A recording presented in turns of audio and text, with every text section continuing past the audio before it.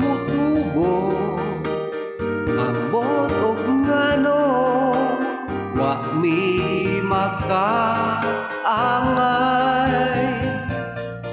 kay taa man ako. Ang prato ko kaagoy stibo iyang gusto igig ka rin yun na problema